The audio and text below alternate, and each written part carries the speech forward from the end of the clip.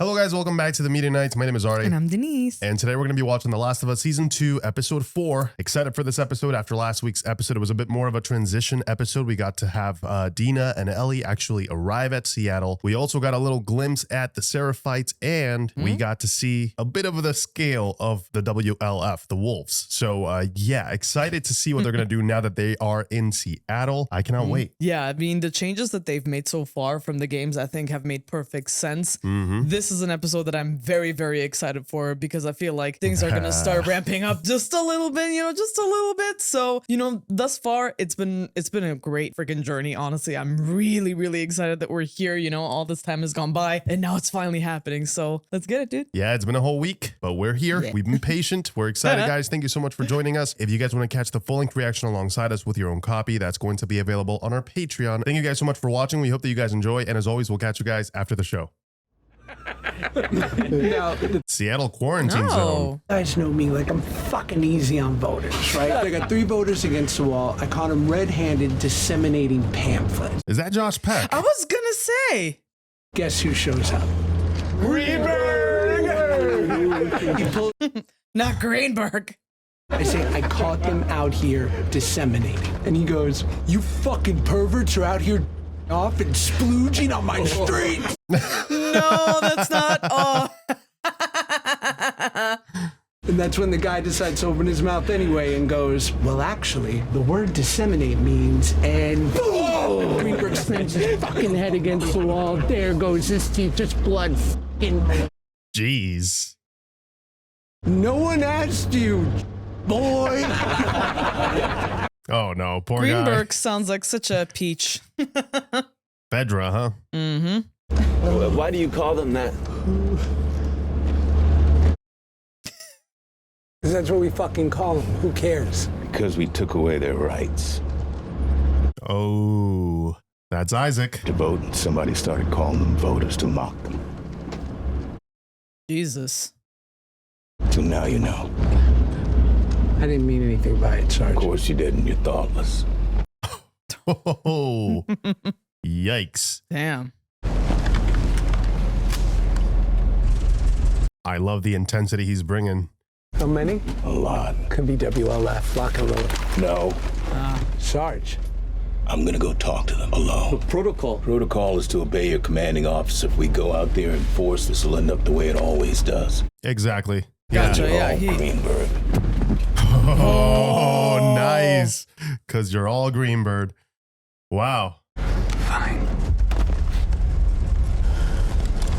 Interesting to see a bit more of Isaac's past as well. Yeah. This is fantastic. It's great for us to get to know him a little bit better, and how he ends up where he ends up. You. Come with me. Learn something. Oh no, he's terrified. Damn. Learn something, right? Be better. You, Isaac? You hand her hand. Oh, the tension, dude.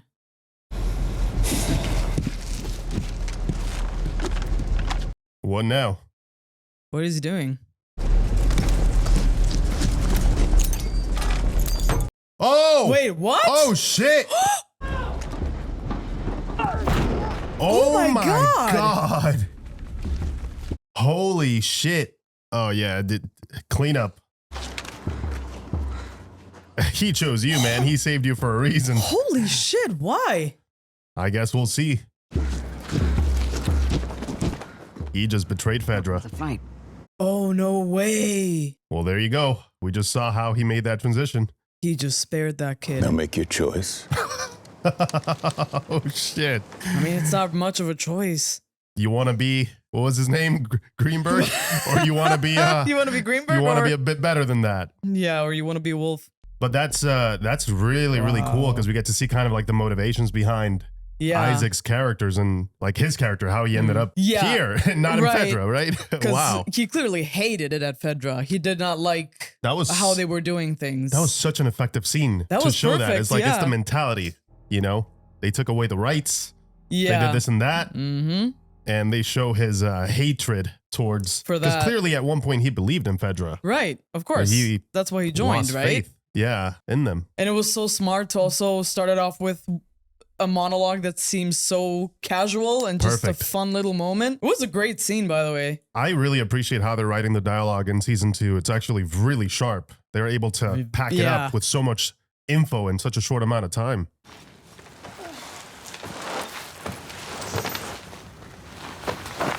There they are.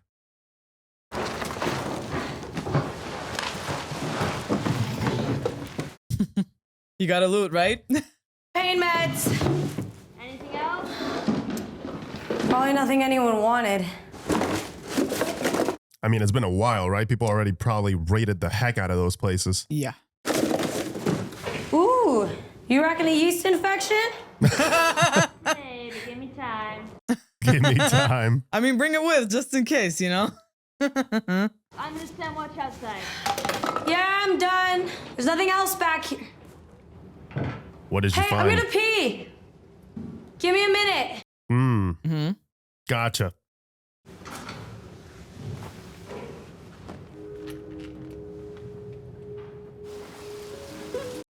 Wow. The recreation, man.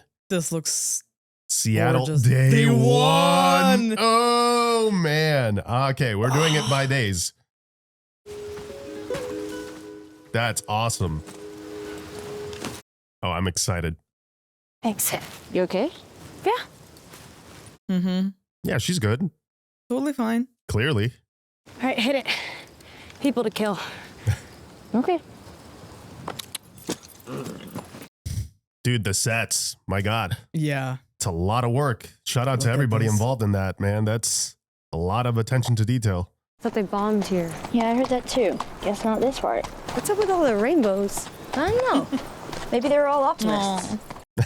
Optimists, I mean. Wow. No. It's a great reminder that they never got to live in our world, right? Yeah. This is all they know. Yeah. It's so 'cause sad. By the time the world went to shit, it was in a completely different place. FEDRA. I've never seen a tank this close. Me neither. Careful what you wish for. I'm gonna check if there's any ammo in there. Isn't there like a tank or a truck in the game where you can actually like loot for ammo? Pretty sure, like a militarized vehicle. Yeah. Yes. Yes, there is. It is on day one as well. Think it was the WLF? All these bodies are in FEDRA gear. Almost looks like they were fighting each other. Good eye. Wonder what that was about. Oh, Jesus. that's a lot of noise. Well, it seems pretty quiet. Okay, so far so good. Ooh, What is it? 3 burnt skeletons, like Apollo 1. What? Grissom, White, Chaffee, early astronauts. They're supposed to be the first ones to go to the moon, but they never made it off the launch pad. Burned up in their capsule. Dina's like, what? At least they died for something worthwhile. Yeah, these guys are just assholes killed by other assholes. Check out the building on the hill. You gotta be shitting me. Ah, there it is. Whoa. WLF. Fuck yeah, let's go. You sure about that? You got a plan. You can't just show up. Oh my god, are you gonna fucking tell me? If you paint a sign big enough to be seen from miles away, that means you want people to know that you're there. Which also means more likely than not, you're prepared. Right. And They're on a hill, so they'll see us coming. on horseback in broad daylight, so just a little. Just a little. Just kind of. And right here is the perfect place to hole up because, well, no one's around. Which you proved brilliantly with your tank hatch maneuver. For a door we can fit Trimmer through. Already found that. I love how she's the brains of the operation, right? Mm-hmm. Ellie is the hammer, you know, Yes. so you need someone that's a bit more of a tactician. You, like, Ellie, you need to just direct her in the right direction.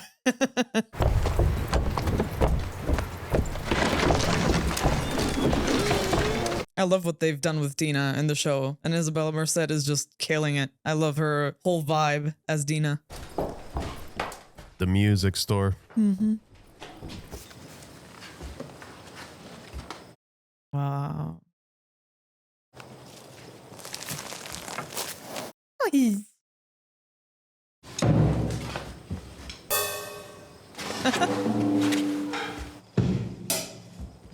Hey man, you could start your own post-apocalyptic band. Yeah. You know, the clickers.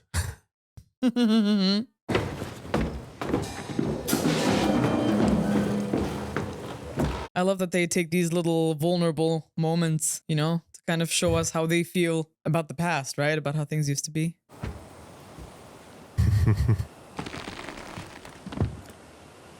Oh, wow. It's in perfect Whoa. condition.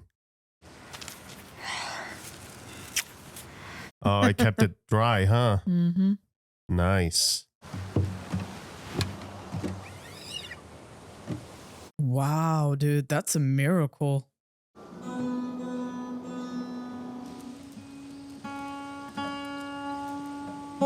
Oh, yeah. Wow. Tuning it. Yeah. Some of these shots, man, are such an incredible recreation. Mhm.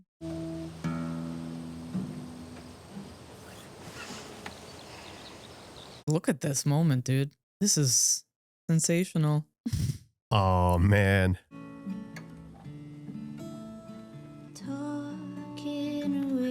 Yeah. Oh my god. Take on me.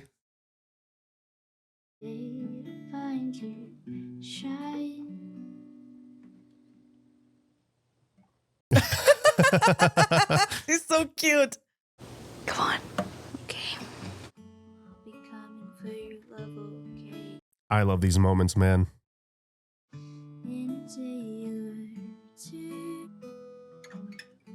Banger track, by the way. Oh, So glad it survived the apocalypse. yes.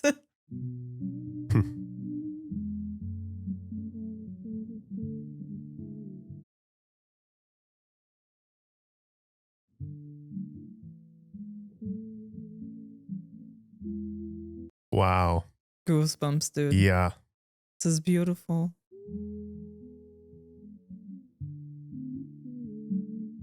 Could see how much it's impacting her emotionally, too. Yeah. Oh.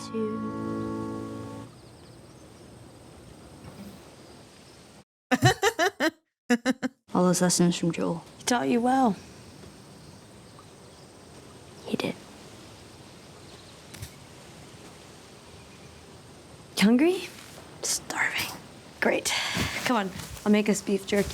Hey, some nice beef jerky. Perfect moment, by the way. That was They did a amazing. great job with that moment. And I love how it bonds the characters together a bit more.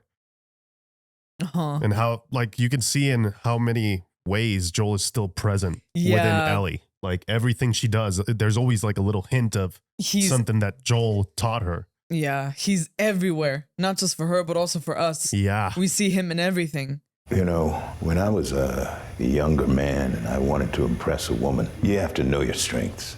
I didn't know how to talk to women, so what I would do is cook for them. He was a good cook. Good Okay. enough to deserve quality tools, but did I have the money for that? No, I did not. Williams Sonoma, it's a cookware store, you wouldn't know. And I would stare. Who's he talking to? Yeah, I was just wondering that. Mauviel, best of the best, French, of course. I would think, okay, 30 years to retirement and pension, but one day I will own a Mauviel saucepan. The irony. Just not how I planned. Exactly.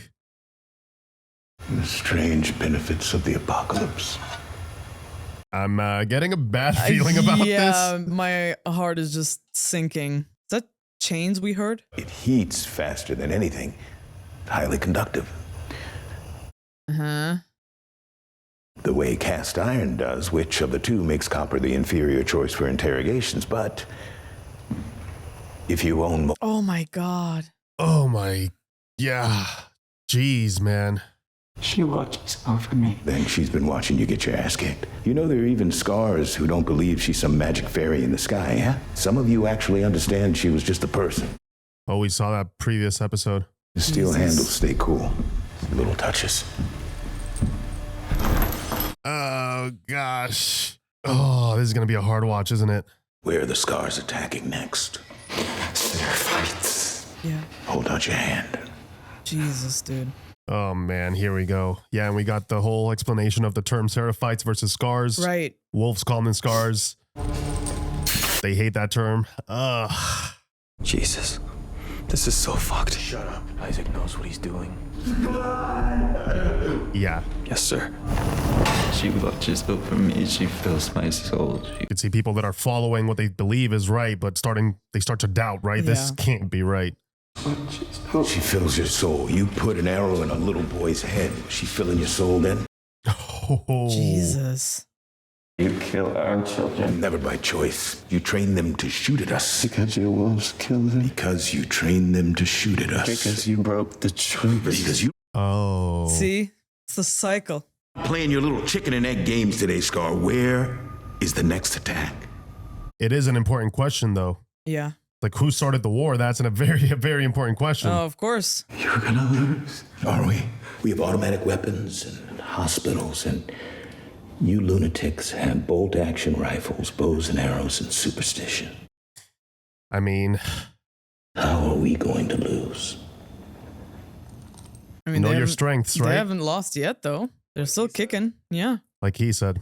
Every day a wolf leaves you to become a Seraphite, and none of us ever leave to become a wolf. Just like he once converted. Right. Every part of you. You tell me what I want to know! He doesn't care. Yeah, He's ready. hand is already out. Yeah. Can't break him.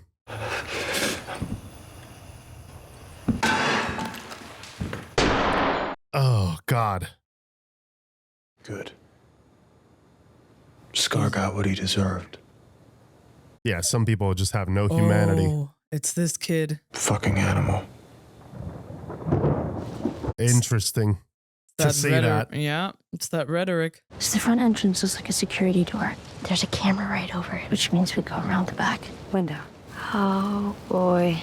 Second floor. Time to break in. So somebody hopped onto the shed, climbed the downspout, broke the window, and got cut on the way in?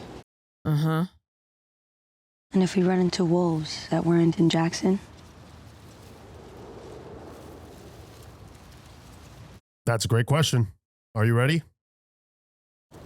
Agreed. I mean, Ellie's ready. Wow. There's no need to even discuss it. They're both on the same page. Yeah.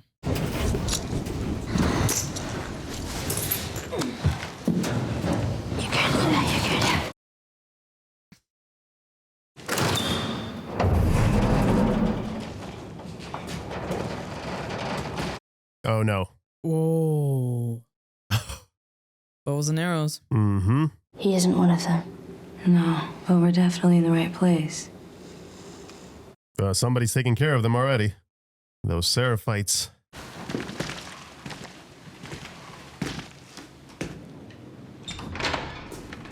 I mean, if it just got attacked, then they're either all dead or highly, like, in alert. So they gotta watch out here. Oh! Holy shit! Yeah, TV station. Yeah. Dina?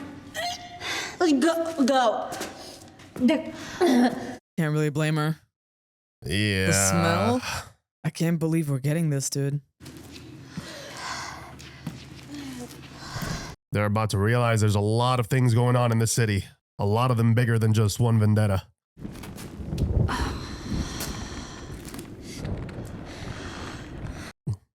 There it is. Feel her love. Group we saw in the woods, they did this. What the fuck is wrong with Seattle? They walked into a hell of a shit show.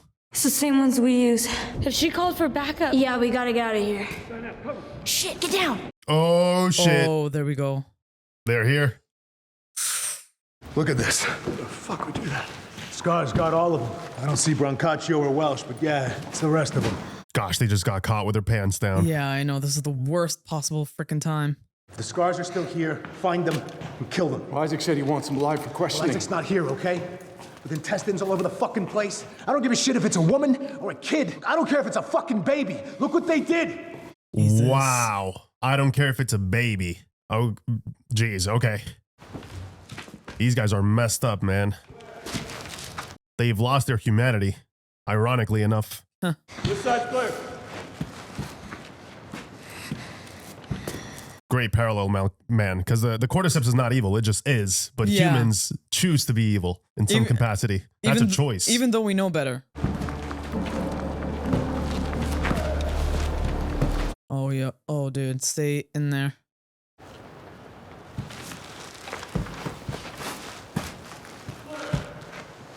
Just throw a Molotov right there in the middle.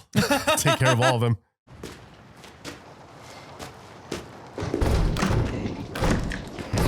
Yeah, that's it. No way out from there. Stealth kill.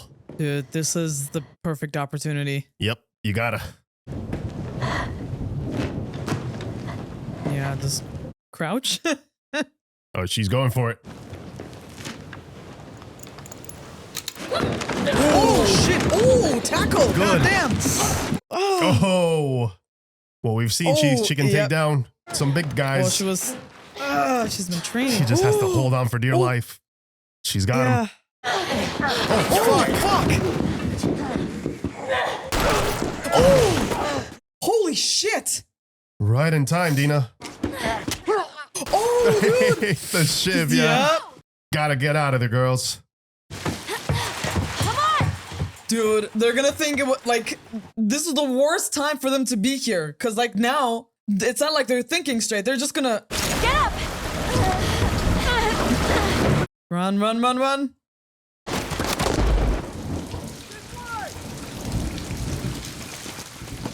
So dark, too.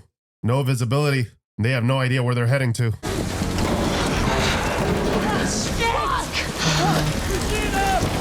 Oh, God. Really? Yep. Gonna have to Yeah. squeeze in there. They're small.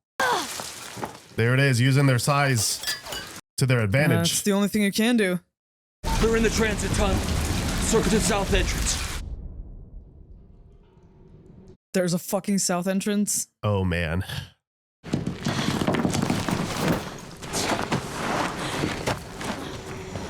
They're a great team, man, so far. But they've saved each other's asses quite a few times. I'm loving the little nods to the games, like the little details here and there, like the stealth kill. Is this place gonna fall down on us? I'd rather not find out. Let's go. That way. Yeah, just look for the next exit.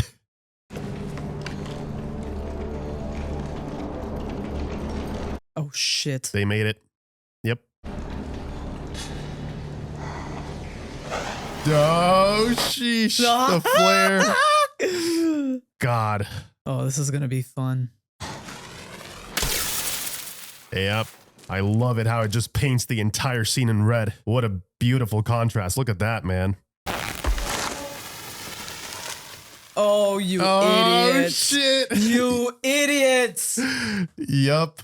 I love it how subtle the cordyceps is. It looks so benign almost, right? Like, it can't hurt anybody. And then when you know what the implications are, is like, oh, shit. Looks like a tiny little root, you know?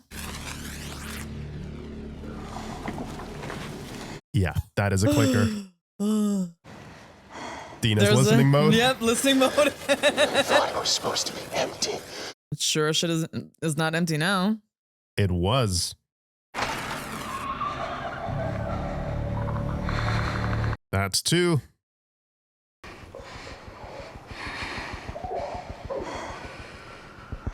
Dude, like we can hear them from everywhere. She's starting to realize.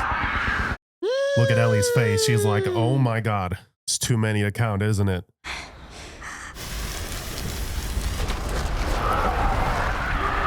Oh my God.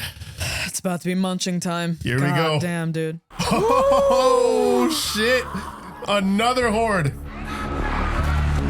What do you do? Oh my God, dude. Get out of there, guys. Get out of there now.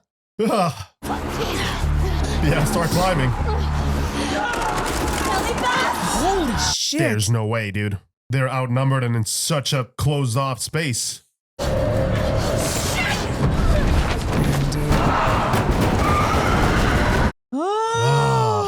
Yeah, don't get stuck there, guys. Go. Oh, shit. Haul ass, let's go.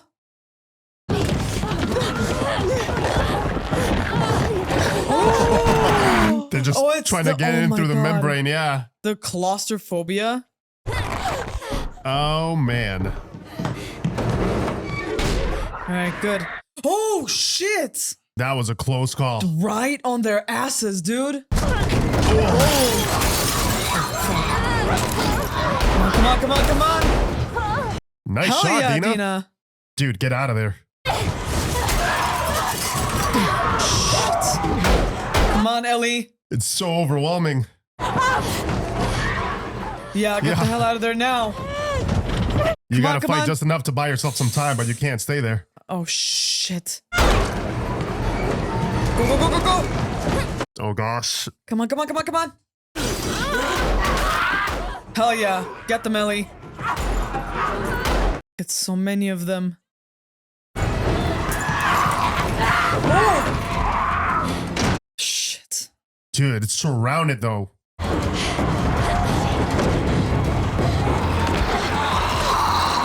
Oh, no. Oh, God.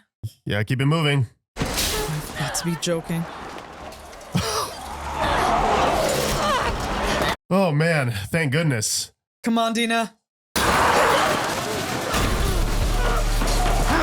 But it's so many of them, though. You're like, you wonder, is it gonna hold? Dude, this is terrifying because, like, how fast are they spreading?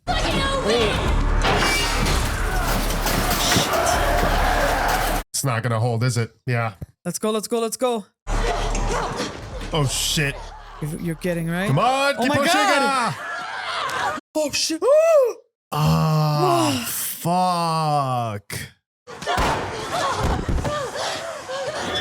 Damn, that's how she's gonna find out? That's how she's gonna That find is out. nuts. Come on. Yeah, she took the bite for her. Oh, Ellie. Damn. Well, I hope they get smushed and stuck like that. Let's go. Yeah, of course. Yeah. Dina's like, I don't want to keep on going with you. You're gonna turn. There's no time. They can't discuss it. Oh, theater. Oh my God. Come on, we gotta get out of sight. Of course, Ellie hasn't even considered Yeah. what the hell is going through Dina's mind. It was just survival instinct in that moment. She wasn't thinking. And she's lived with it, right? Like she knows Yeah. she's been immune for so long that it's just, it's so normal to her. Wow, dude. Dude, bravo, Look at this man. recreation, Yeah, man. the set design, they killed it, dude. This is like Oh my God. copy paste.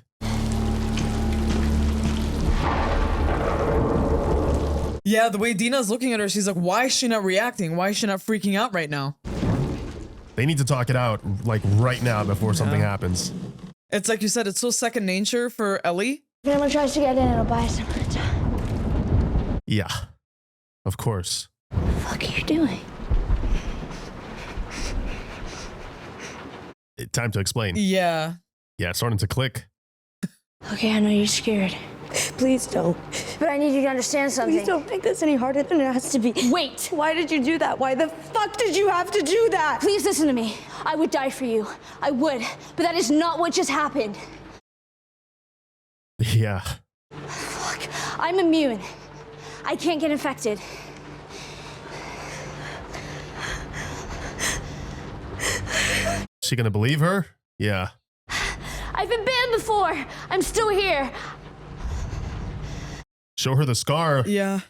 I get it. I wouldn't believe me either, but I'm gonna walk over there, nice and slow, to that big fucking chair, and I'm gonna bandage my arm and I'm gonna go to sleep. You're gonna sit as far away from me as you want, and you're gonna keep that gun pointed on me. If I turn, shoot me, but I promise. Yeah, don't kill me now. I'm gonna wake up exactly as I am right now. Me. I mean, she's gonna feel betrayed to some extent, right? When she realizes that it is the truth.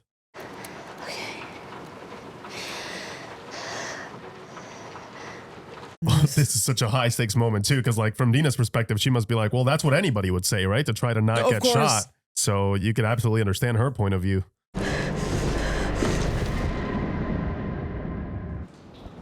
What a terrifying moment. I can't imagine. Imagine sleeping with someone who you just don't know if they're gonna turn or not. That's Yeah.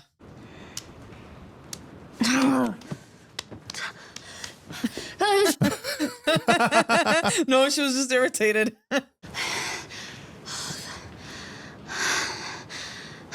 Look at the bandage, dude. See? No shaking. Yeah, Like she's not sick. In season 1. Wow. I'm gonna stand up now.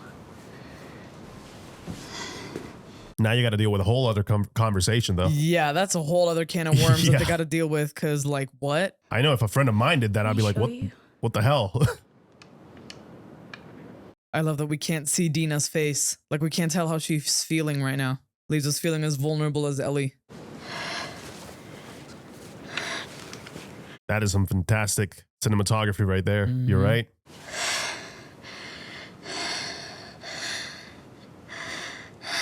Dude, yeah, it's anxiety inducing.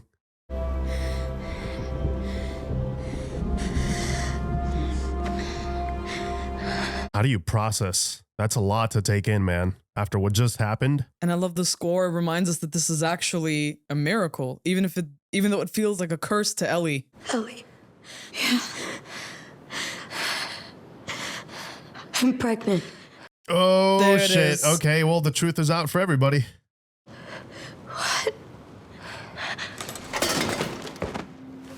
Oh, Whoa, okay. whoa. Okay. Holy shit, what a roller coaster of an episode. She's like, I need to get this out before. Yeah, it's, it's after all that tension, they almost died.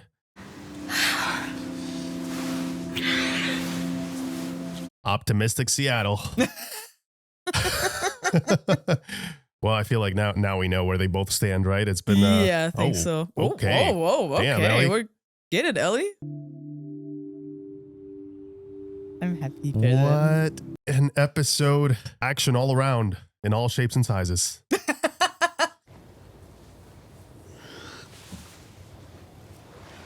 Aww. That adds a whole other level of stakes, though. Breath.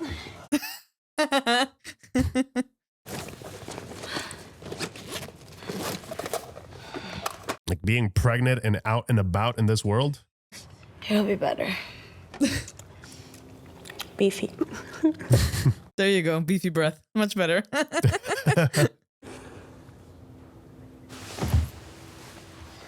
How's it doing? Wow, that's crazy. Is this where you were bitten before? You said it was a burn. Most of it is. Mm-hmm.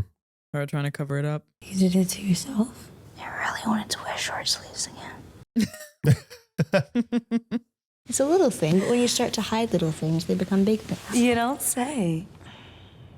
I'm loving their chemistry, man. Me too. Why now? I thought you were gone. Gonna put things into perspective. It clicked. I Yeah. was imagining where we're together and we have a kid, and I don't even know if you want that. I want it with you. Aww.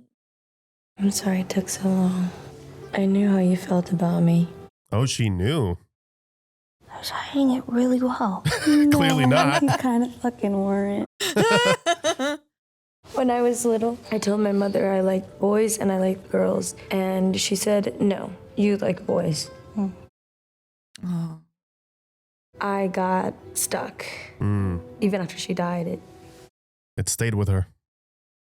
I tried to make things work with Jesse. I think he's a really good guy. He wasn't the one. Still kept trying anyway. Yeah, she Yeah. really tried to make it work. He was scared. It's a hard thing to let go of, when He's you're. as brave as you. I'm not brave. I'm just obvious. Shut up. Oh. Well, I'm glad she gets to be herself now, Yeah. right? And I like what she said about Jesse too. Like he's a great guy. It's just Right. he's not the one for her. Oh. Oh my god, I love them. How do you know for sure that you're... I started wondering after we saw the bodies in the forest. Right. Because I've seen fucked up shit before without barfing. I knew morning sickness was a thing, and I was late. I found a pregnancy test. Mm-hmm.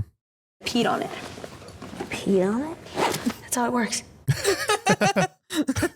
2 lines means pregnant. This thing's pretty old.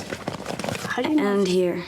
Oh yeah, Oh, she yeah. she double checked. Couple more. Oh Jesus. All right. all I mean, right. yeah, that's pretty pregnant at this point. She was probably freaking out when she found out, huh? So we're having a baby. I mean, we and also, I guess, Jesse. It was Jesse, right? Oh, come on. So we're all having a baby. Yay. Holy shit. I'm gonna be a dad.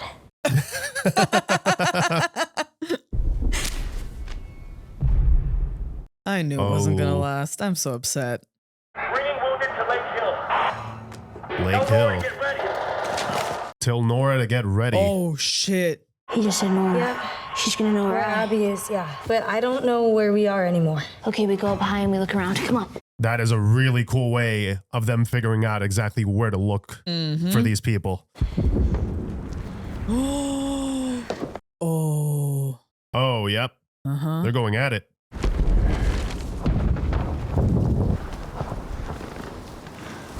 That's where we're heading, huh? See that white building out there? That's Lake Hill. You don't have to go. You can stay here. Fuck you. No, I'm not saying Yeah. Now that she knows. it's different now. Yes. Yes. It is. Will you please just think about it? It's more responsibility.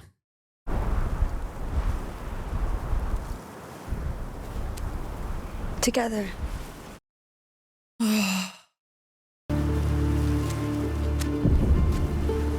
Wow. This was a phenomenal episode. I enjoyed this one a lot. I think this one did a lot of heavy lifting for their relationship, and it just nailed a lot of moments. It really did. Holy shit. Dude. Cause like after some of the changes that they made, especially when it comes to the relationship between Ellie and Dina, I was curious to see where they were gonna take it. Yeah. Cause like in the games, they were already an item.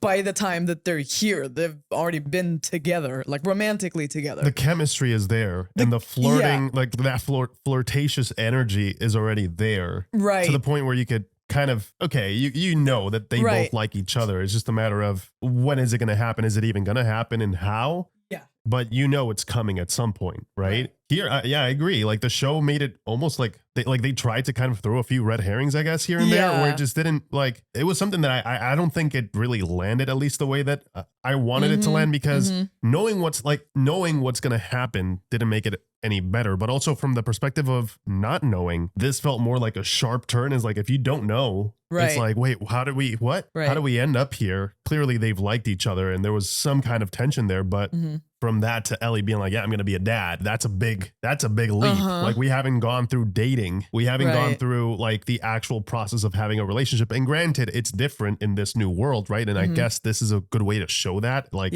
we shouldn't be thinking about relationships the way that we have them now, right? Because in this world, you might just die at any point, right? Yeah. So you might as well, like, everything is intensified because of that. But from a storytelling perspective, I think, granted, I guess we forget that in the game, we spend so many hours playing with them that I guess we connect with the characters a bit more. Right. But it's still the same amount of time if you look at the, like, story-wise. This is still Seattle it's Day one day. Yeah. So I can see now what's very interesting about this is how different mediums can impact storytelling. Like the way that you have a different amount of allotted time. And this is actually, it kind of reinforces my views on certain things when I say I would have rather this be a show versus, it being a movie, or et cetera, because you do get to spend more time. And even if it's just the illusion of spending more time with them, and within the context of the actual show, it's the same amount of days or whatever, it does impact how you feel about the characters. Right. So with Ellie and Dina in the games, it's still the same amount of time, but you have a lot of more, like, you got a lot more interactions, I think, to kind of understand where did that relationship come from. But in the show, I will say this is the episode that definitely sold me. Yeah. I'm like, I already liked Isabella Merced as Dina. I thought she was great. I liked Ellie as Bella Ramsey. I thought her energy was great. Like a lot of those Ellie moments are definitely there. Yeah. But now with them together, this is the episode where I'm like, you guys work. This works very, very well. Yeah, because there are certain moments where, they, like you said, like they have that flirtatious banter. They had it, but I feel like for me, that's why I thought it was so funny when Dina was like, oh, like, I mean, I knew how you felt about me. And I was like, I was hiding it so well. And I was like, no, girl, you definitely were not. So I was wondering, especially, you know, like last week's episode, Dina's like, oh yeah, like I already went back to Jesse, you know, like there were a few moments here and there where I'm like, okay, like what are we making this about here? Right? Like what kind of story are we telling here? Especially when it comes to like the queer community, right? Because it's like, do you really want to have someone who's going through like a whole identity crisis as they're trying to figure things out? Like I was curious where they were going to take it. But it wasn't like, I'm not going to jump down their throats. I'm going to let it play out and then see where it goes. Cause like in the games, Dina, she was 100% comfortable where she was at. You know what I mean? Like she was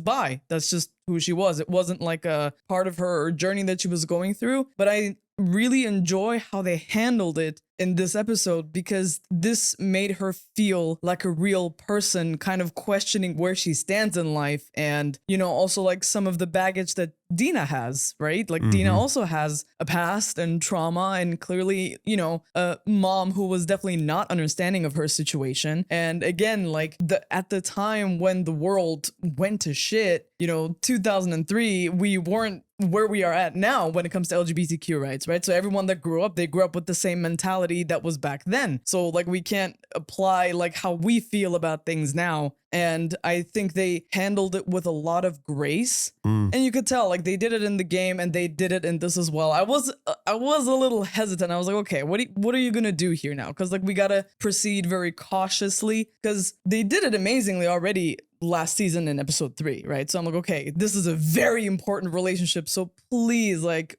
however it is that they get together, please, like, don't mess this up. Like, that was really, really important to me. And I love how they handled it. Like, it was vulnerable, it was cute, it was fun. And like, you know, we both are just really just rooting for them. Yeah. You know? And that's where you want your audience to be. Precisely. I think that's what adds to those moments where they're in the train station, right? When they're like in the underground, that's what adds to that tension is like you start to care for these characters. It's not just about survival. It's about, hey, I care for their relationship. I care for the future. Also the promise of growth. You know, once Dina reveals that she is pregnant, I mean, obviously we knew, but you guys hadn't, like those who did not play the game did not know that Dina was pregnant. Right. I think they made it quite obvious a few times though. I mean, you know, if you know, you see her kind of like starting to sort of puke. You're like, interesting. And then as soon as she left in the pharmacy, I think it was heavily implied for people to connect the dots early on. So if you already have that in the back of your mind where you're questioning, is she or not pregnant? I think it adds also to that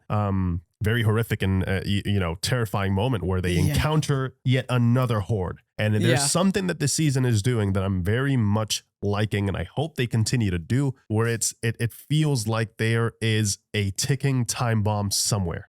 We keep seeing these cordyceps just laying, like spreading in the ground. We understand, and they explained it's a network. By the way, this is kind of part theory as well, even though I know how it works in the games. The whole network thing is purely original. It's an original thing for the show. Right. But we've been seeing these things in the ground and how they spread. We do not know what the network underground looks like. Right. Nobody has gone there and checked and kind of taken a peek to see how bad it is and how much it's spread, which is something that is starting to concern me. And the show is doing a great job at showing us the first season. A lot of people complained that there wasn't a lot of infected. It was part of our criticism as well, but we were so happy with how they were handling the characters in some of the moments that it's like, you know what, it's a drama show, whatever. Yeah. Like we can build to that, and we understand that they probably didn't have the budget this time around. They're like, fuck that. We're going to give you guys infected, but we're also going to give you the character dynamic that you want to see.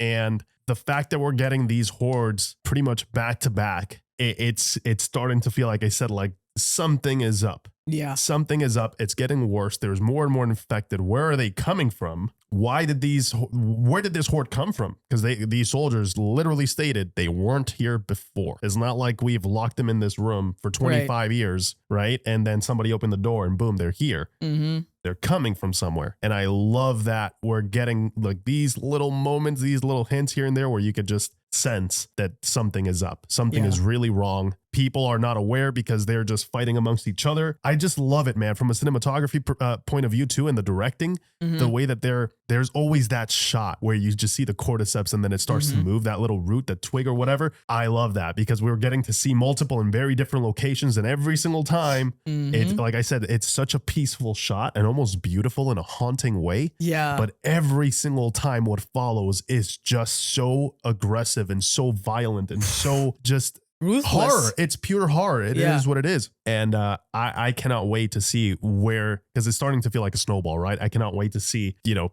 pick up this momentum. I very much enjoyed this episode from the perspective of, getting the infected, getting some of that lore, getting some of those moments from the video games, like that underground sequence. I don't want to keep repeating myself because I know you guys are probably tired of us saying like, oh, this is like straight up from the video games. Duh, it's a freaking adaptation. Of course it is straight from the video games, but it's just very, I think it comes from a place of like actual awe, actual like, astonishment from, the just getting to see something that we've seen in a game so many years, for so many times, recreated in real life and done with such attention to detail. I think that's what, like, we can't communicate just the overwhelming experience of how insane it is to actually see something in live action and done so well, because we're used to adaptations now, but it's always like, it's never a one-to-one. Right? It's always like they sacrifice somewhere or they have to make a compromise. And granted, the show is doing the same thing. But when it comes to the visuals, man, the visuals are literally a one-to-one. There's a lot of moments where it's like, oh my God,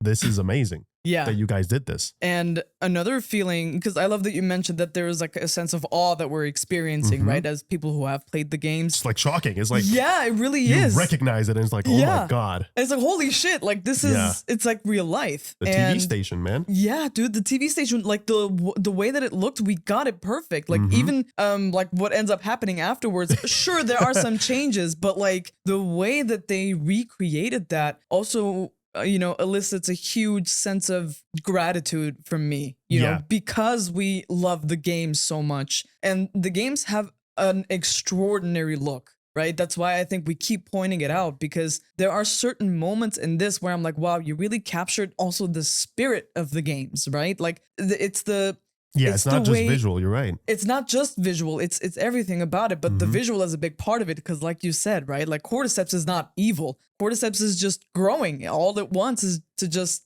spread, right? Like it's not evil. It's not doing this with malice. And then you see how nature is reclaiming its place, right? Taking over cars, buildings, and everything. And there's such horror there because you know how many people died, the destruction that happened, how they tried to fight this thing. They bombed Seattle, dude. Yeah, they bombed many places, but Seattle, like you saw the shit show that happened there. Yeah. And you even see how there's a lack of connectivity between humans, which is the exact opposite of the cordyceps. Cordyceps is all connected. At this point, we didn't even know how far it goes, but with humans, it's the opposite. It is. Like you look at the symbolism, like the parallels. Cordyceps is winning because they're connected. They're not fighting each other. They all just have the same goal, right? Yeah. And with human beings, it's entirely different. And like, I really appreciate how they manage to give us the beauty of nature, which can be violent, but then also show us the ugliness of humans and also how beautiful humans can be, right? It's the dichotomy of that. They've handled that masterfully in this. And, you know, like I can't move on without mentioning how fantastically they handled the whole Seraphites versus the wolves thing, especially in the torture scene, right? Because Isaac is saying something and the man that's being tortured is saying something. And then you see, well, we train our kids because you will kill our kids. Well, we kill your kids because you train them to kill us. And then you see it just keeps going back and back and back and back. And you can just think that it's generations ago and we don't even know why we're doing this anymore. It's the cycle of violence. And just in that moment of dialogue, they fucking nailed it. They nailed everything that is wrong with human beings, which is like, you don't even stop to think anymore, right? You just keep going. You're just stuck in this and it's like a vortex and it just keeps going and it doesn't stop. And the thing is, like, you can understand everyone, like the new generation that is being introduced to this, they're learning from their elders. They're learning from everyone else that's teaching them and they don't know any better. And then sometimes they even experience things for themselves that just proves that narrative right, but nobody just stops. And you see with what Isaac is doing to that man, it's awful. But the way that they captured it, I think it was just a few minutes of a scene, but it was so excellently written. They delivered the point perfectly. Yeah, I think it's such a big topic to, you know, the game handles that theme and it's a pretty big theme throughout the entire game. It's a pretty big thing. It's actually, I mean, not even a theme. It's a whole plot line essentially that we're starting to build up here. But I gotta say, I mean, Jeffrey Wright was the person who voiced Isaac in the games.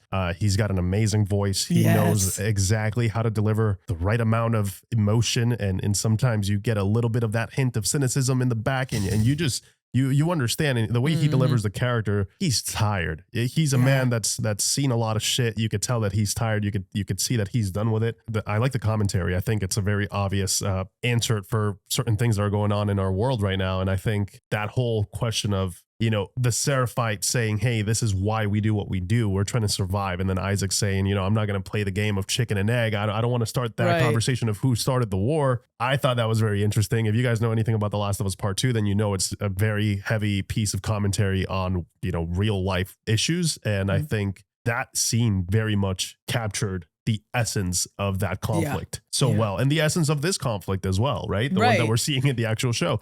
It is a question of, you can't not address who started the war. Right. At least that's my opinion. You can't be the person to punch first and then wonder why the fuck we started a fight. Yeah, exactly. Like why are you retaliating now? And it's anyway, like you started this. It's just, for me, it's common sense. I think for some people, it's called it's politics. I call bullshit. I think it's not about, at this point, I don't think it makes any sense to even have that conversation. Because they're so indoctrinated into either hatred or clearly like self-defense in any kind of shape or form that it's both of them are surviving right now. But there's also, like you said, there's this dangerous situation where the younger generations are growing up with hatred. I feel like they're not really thinking the way that because Isaac at least has the depth to understand why he stands where he stands.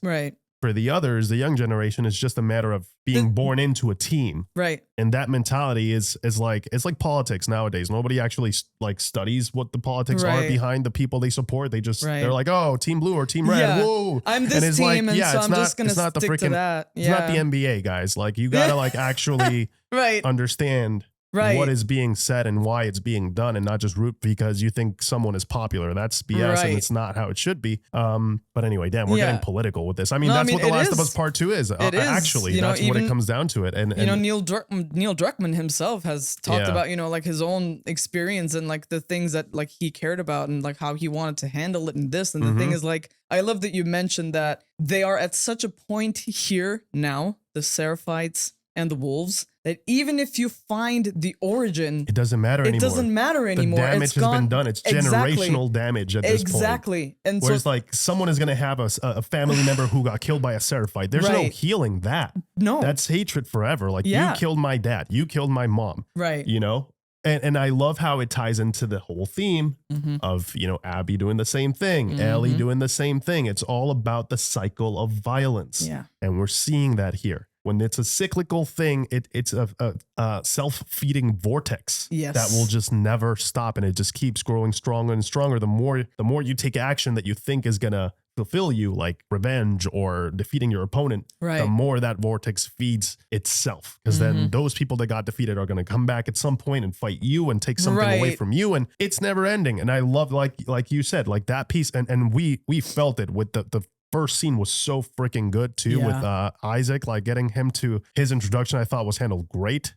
Getting to see a different part of his life that we never actually saw playing the video game. Masterfully done. Like, they're able to pack such a punch with so little. Like, these two scenes are maybe like 4 or 5 minutes in total, and they told us everything they needed to tell us. And I love how you pointed out the parallels of the cordyceps being all together. They're a network, and they might lack the logic and the reasoning, but they have survival instincts. And the first thing they came up with that they knew was going to be, I guess, like evolution, right? That would be the most effective way to survive is being connected, having a hive mind, not really arguing. Like, they all know exactly what they want, and that is to spread to as many people as possible. It's a very simple objective. It's just survival. That's it. Surviving is a very complex thing to actually achieve, and the fact that they are winning, they're beating us essentially, who have the skills to reason and logic and plan and strategize, and they're still beating us. I think it says a lot about how impressive nature can be. I know this is a show, but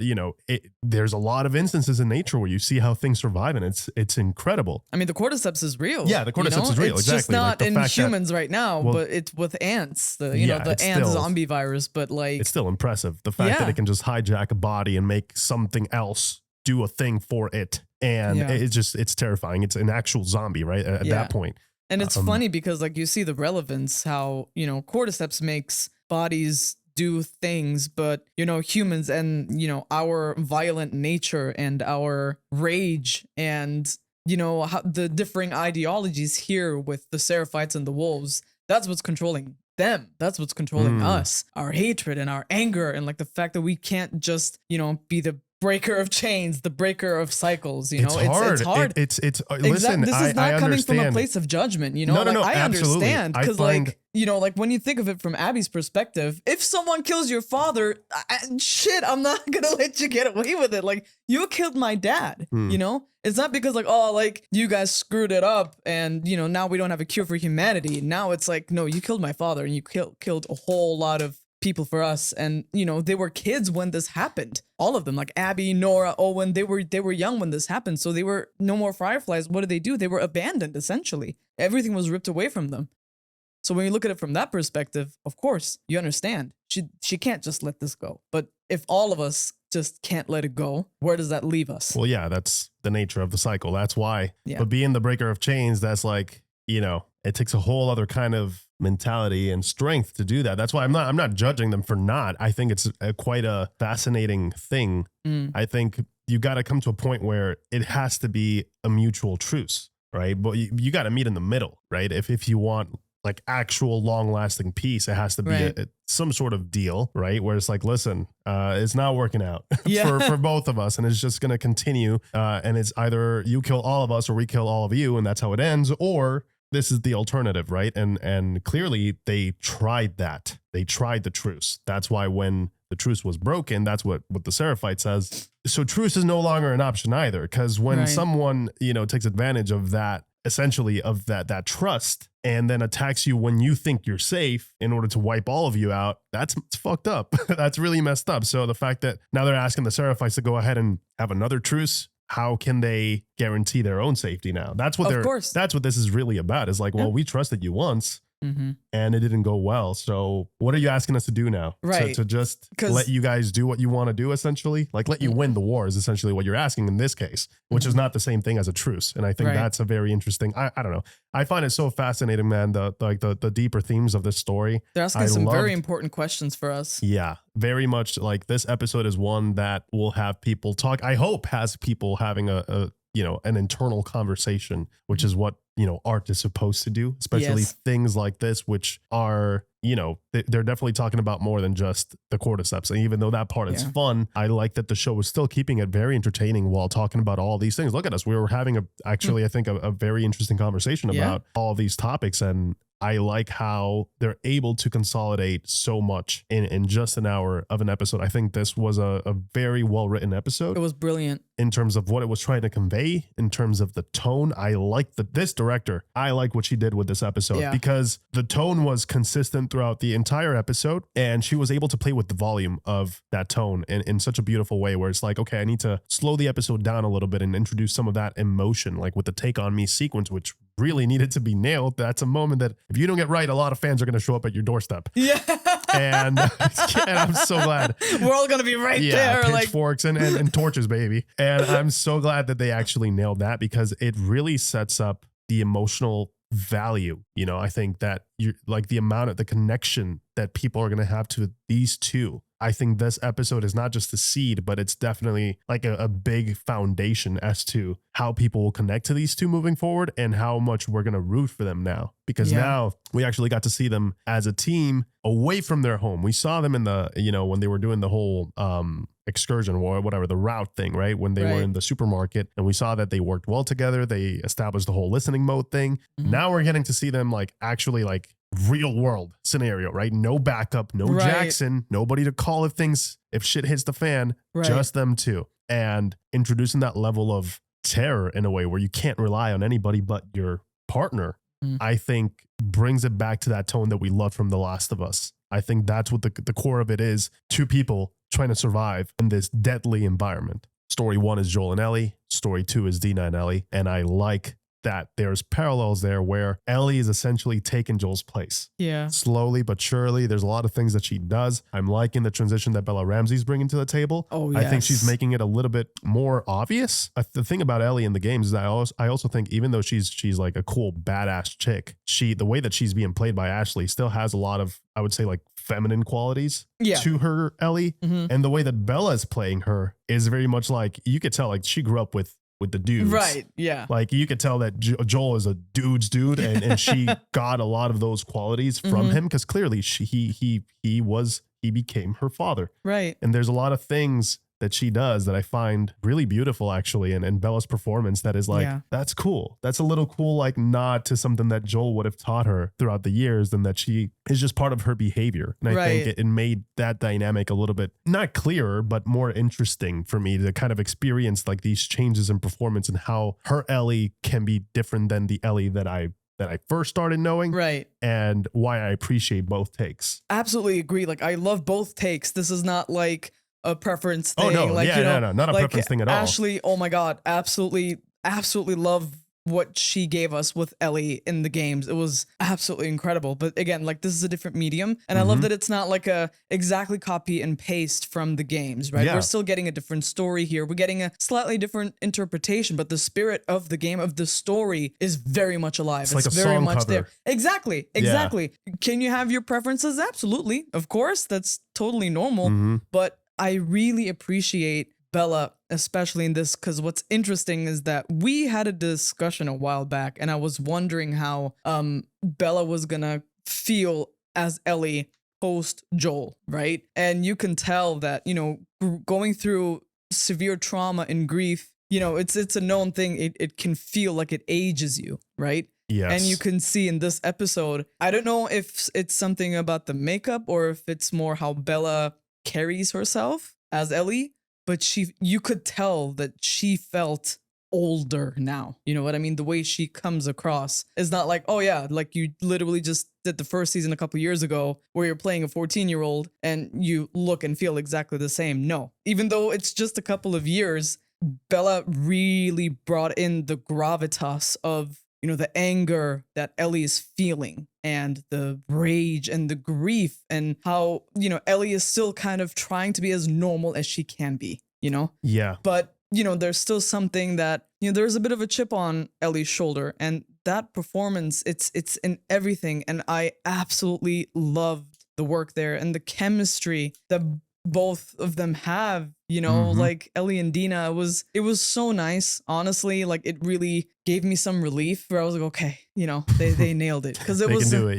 Yeah, because it's like it's something that all of us care about a lot, you know, and you want to make sure that you really hit that. And there are so many beats that they hit flawlessly. Like there are so many. This was like this whole episode, just like when I think about the way that it reads, it was a whole minefield if you think about it. So many things that you have to handle with nuance, where you have to educate yourself, where you want to talk about it in a way that that includes everything, all of the information that you have, right? That's not just black and white, but you get all of the different shades, whether it's Dina realizing that she's actually bi, you know, the conversation that she has with Ellie, and the whole situation with the Seraphites and with the wolves. Like you see how much they have to navigate that could have gone wrong, and it didn't. It was fantastic. Well, I think, you know, if with a story like this, it really, hilariously enough, you got to go back and just look at it from a very like human point of view. Right. And a lot of times, especially now, we tend to justify or omit certain things because of political reasons or whatever you believe in. So there's a lot of things where you kind of have to tiptoe around commentary versus just actually just telling the story of like, why is this character the way they are? Right? What made them the way they are? What is their point of view? Not trying to justify any point of view, but this is just what it is. This is the character. This is how they've lived. Therefore, they have this point of view. Right. And then it's up to you to decide, because, you know, most stories tend to have a very clear like idea of what they want you to think. But when it comes to this kind of story, like you said, where it's a minefield, I like the artistry for me in the story is you make up your mind. You decide what you believe is right or wrong here. The same way that we had that moral conversation with Joel. Right. It poses these moral questions of, You know, does this make it right? Is Abby wrong? And why is Right. Abby wrong if Joel is right? And why is Joel, you know? Right. Then, you know, it If kind of you're makes rooting you for- look at the mirror and be like, I'm a hypocritical piece of shit.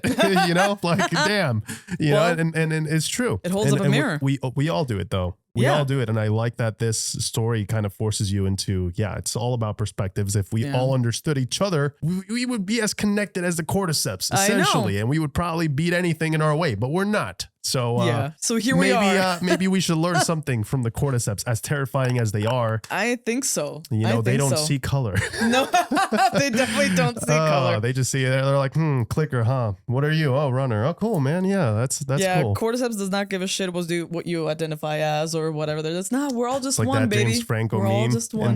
when he's about to hang. Oh, He's like, oh, first time as you're being infected. Yeah, Yeah.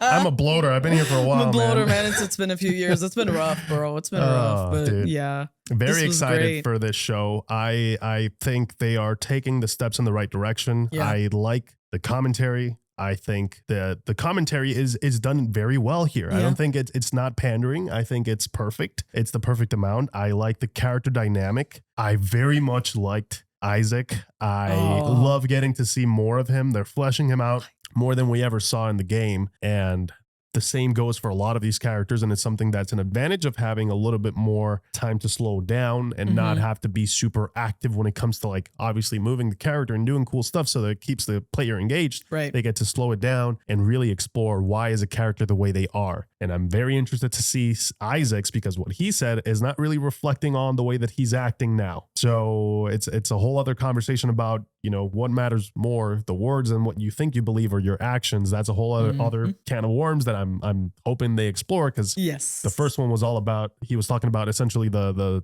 zombie, the horde mentality, right? The following just because you because you're told. just because you're told, right? Is the whole Right. thing. So he's making fun of, well, he makes fun of it and then essentially murders all of them because of it, Right. because of that belief of, you know, you took away people's rights and then you just believe that you're doing the right thing because that's what you're being told. You are a follower, Right. you know, and therefore I'm going to treat you like one. And now he's here following whose orders? You know, what is he following now? And he's Right. talking to a Seraphite, and, you know, when the Seraphite Well- calls him out on it, he doesn't even want to get involved in that conversation. I thought Yeah. that's like very interesting. I'm like, be careful of who you turn into when you're trying to fight something, Yes. because you might just turn into the thing that you hated. Yeah. And You might. Isaac, unironically doing what he does from the Seraphites' perspective and from his past perspective, at least, I would think that there's something in there that either he is very self-aware of what he's doing and he probably hates it, I and think he he probably does. hates himself for it, Yeah. or the penny's going to drop. This is not a spoiler or anything like that. It's just the fact that the way that they introduced it, which by the way was not in the games, the way that they introduced it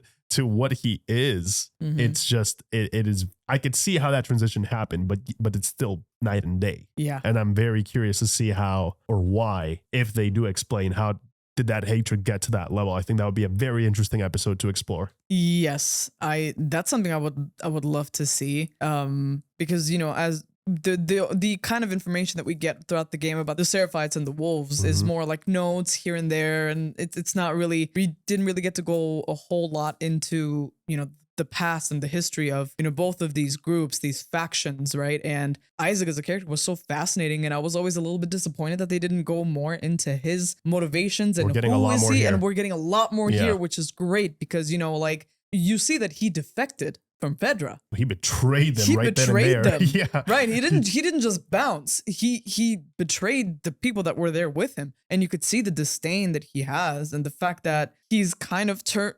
upholding the very oppressive things that were going on in FEDRA within the wolves is, I think, life's ultimate tragedy. It's poetic in a way too, where I'm like, this is just, you gotta see the hypocrisy here, right? And it was so interesting to see how, you know, the wolves are talking about the Seraphites, and this one Seraphite that we did get to see, you know, and how this man was talking to Isaac. It was, you see how they dehumanize each other. Mhm. And in a way, They they have also, they also feel like they've been victimized, and both sides have been, because obviously this is a war. Yeah. Nobody's coming out of this unscathed. Yeah, nobody's innocent in a way. Everybody's got blood in their hands, but they do have to dehumanize the other in order to do the things that they do, or else that's how you justify it. Yeah, exactly. That's what we saw happen to Abby, right? Everyone that was on board with the whole Joel situation, right? And oh yeah, Ellie, go after Abby, and then it's like, so it's not okay when Abby goes after the person that killed her father.